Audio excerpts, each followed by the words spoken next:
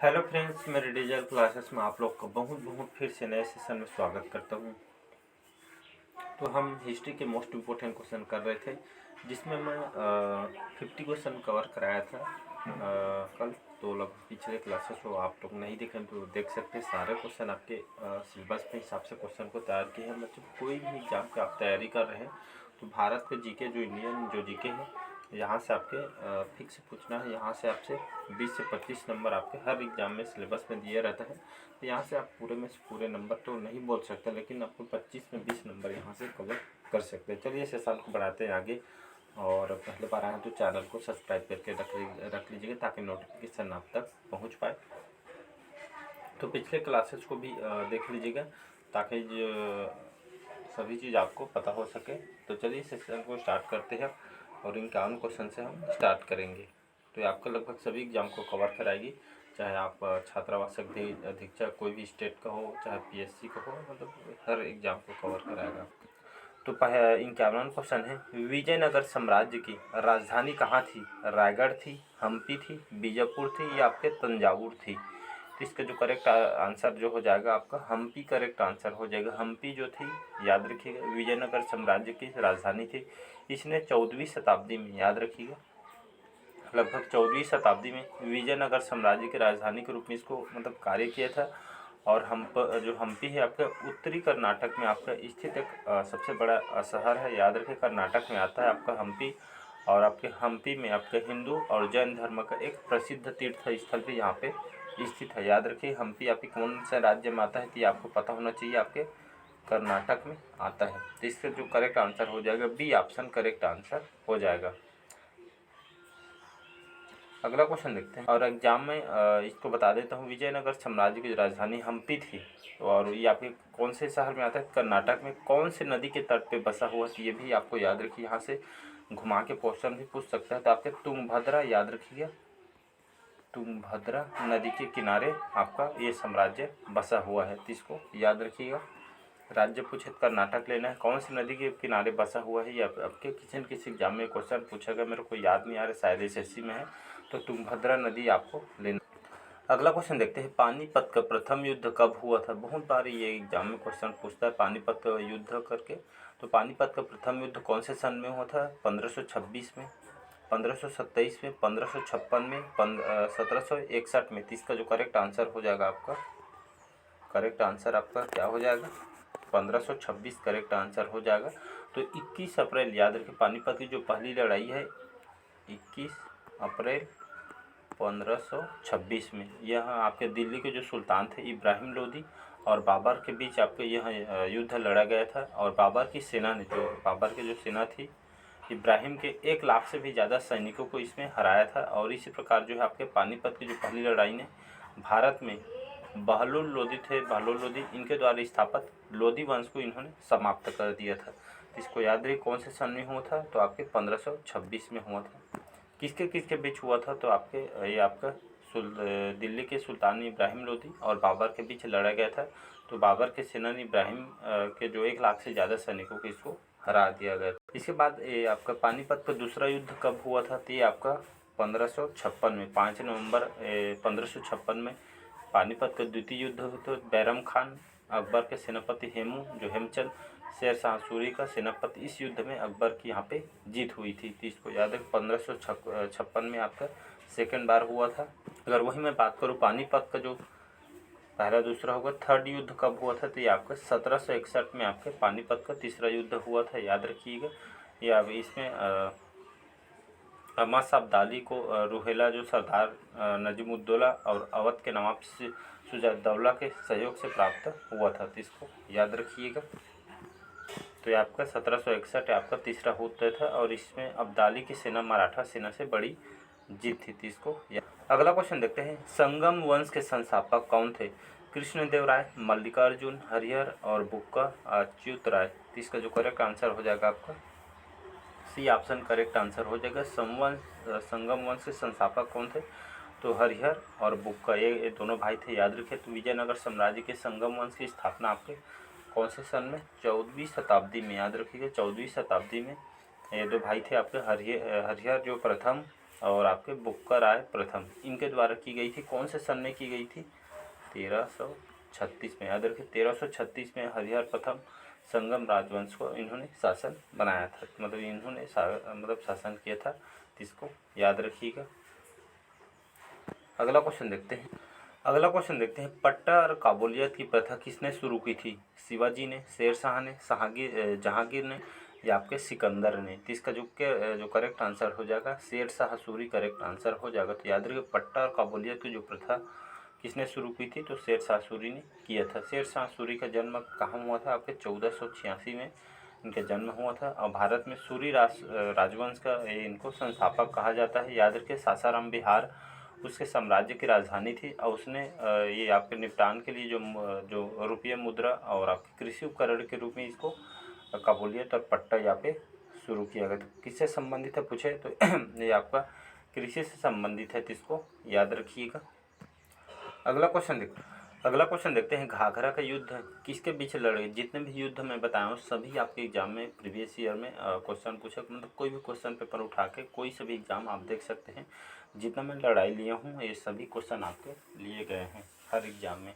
तो घाघरा का युद्ध किसके बीच लड़ा गया था? लोधी और बाबर के बीच, बाबर और राणा सांगा के बीच, मेदिनी राय और बाबर के बीच, या बाबर और अफगान के बीच? तो ये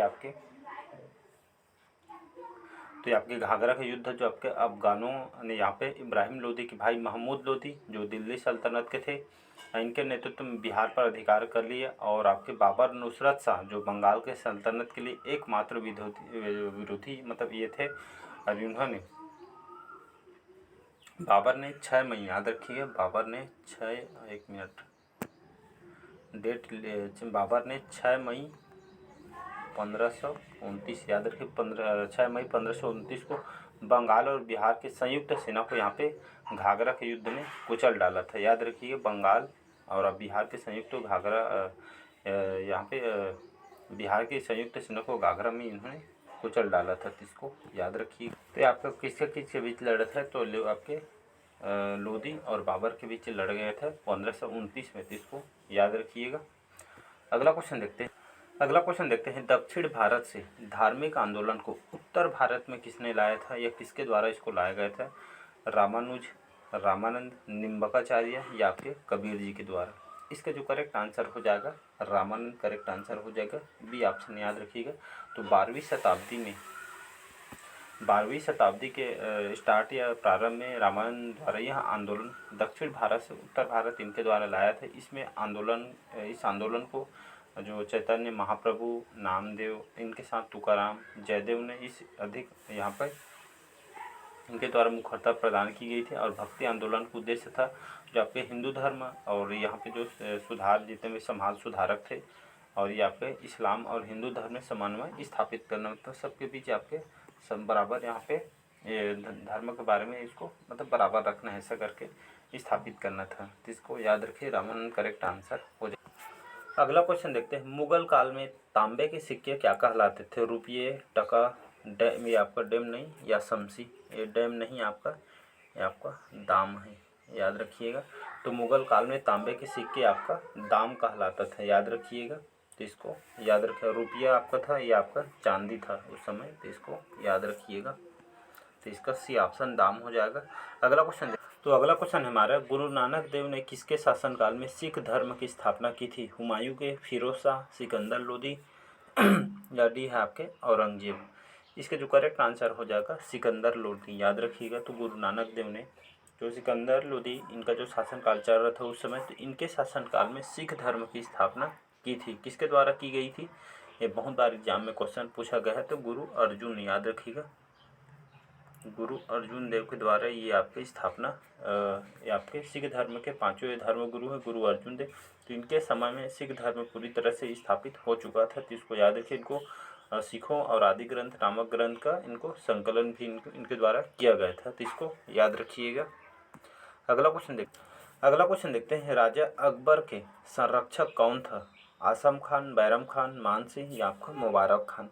इसका जो करेक्ट आंसर हो जाए आपका बैरम खान, याद रखिए। कितने से कितने दिन तक इनका संरक्षक के रूप में इनकी यहाँ पे बचाव के लिए जो संरक्षक बना हुआ था 1556 से 1560 तक, याद रखिएगा 1556 से 1560 तक ये आपके अकबर के संरक्षक रहा था, इसको याद रखिएगा। अगला क्वेश्चन देखते हैं, बीरबल के बचपन का इनका क्या नाम था? अब्दुल समद, महेश दास, फरीद खान या आपके अंबर दास?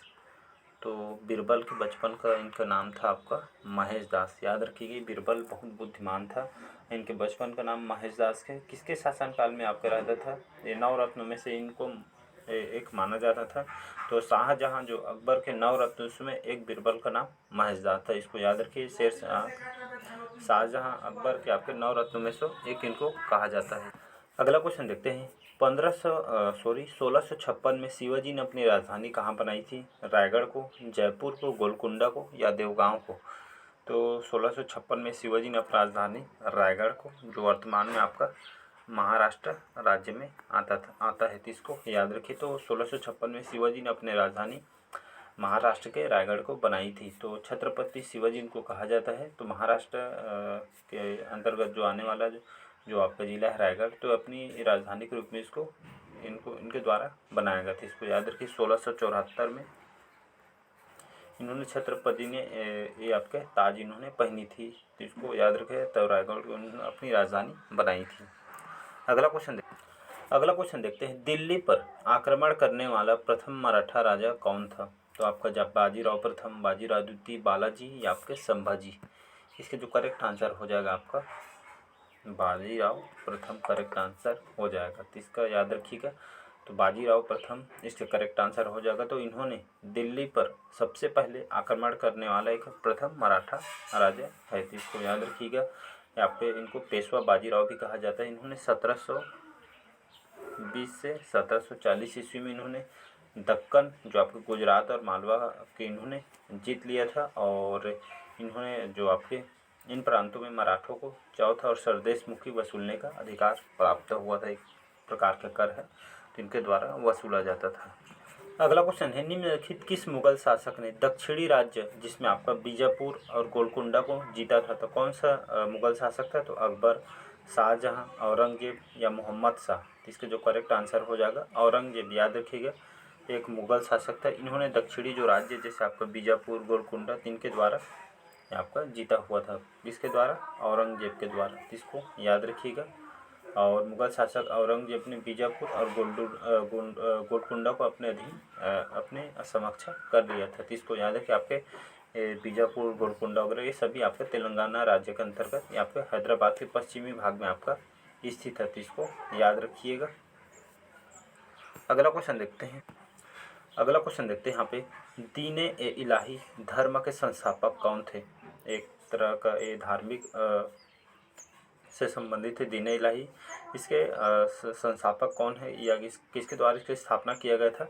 तो बाबर के द्वारा, हुमायूं के द्वारा, अकबर के द्वारा या औरंगजेब के द्वारा? तो ये आपके अकबर के द्वारा इसको स्थापना किया गया था, इसको याद रखें। दीन ए इलाही जो ईश्वर का धर्म इसको कहा जाता है, और 1582 ईस्वी में इस मुगल सम्राट अकबर के द्वारा प्रारंभ की गई एक धार्मिक मान्यताओं की एक प्रणाली थी, इसको याद रखें। धार्मिक से संबंधित है, इसमें आपका जो आपका इस्लाम धर्म, हिंदू धर्म में एक विश्वास से जोड़ना था, मतलब धर्म मत इसको करना था, कहने का मतलब इसमें ईसाई धर्म, पारसी धर्म, जैन धर्म के जो पहलुओं के बीच उसको सेम आपको एक तरह का जोड़ना था, इसका उद्देश्य था। अगला क्वेश्चन देखते हैं, जैकोबिन क्लब के सदस्य इसमें से कौन थे? शिवाजी, टीपू सुल्तान, हैदर अली, गुरु गोविंद सिंह? तो इसका जो करेक्ट आंसर हो जाएगा टीपू सुल्तान, बी ऑप्शन याद रखिएगा। तो जैकोबिन क्लब के सदस्य टीपू सुल्तान थे। ये आपका जैकोबिन क्लब ये आपके किससे संबंधित थे? ये आपके जो इसमें सदस्य थे, ये आपके छोटे दुकानदार, जैसे कारीगर, जूता चप्पल बनाने वाले, ये जो इसमें छपाई, दिहाड़ी मजदूर वाले इस क्लब में शामिल हुए थे, तो इसको याद रखिएगा। तो चलिए आज का सेशन यहीं तक रखते हैं, बाकी जो बचा हुआ क्वेश्चन हम नेक्स्ट पार्ट में कवर कराएंगे। तो आज का सेशन कैसा लगा कमेंट करके ज़रूर बताइएगा। सारे क्वेश्चन आपके इंपॉर्टेंट है, इसको बार बार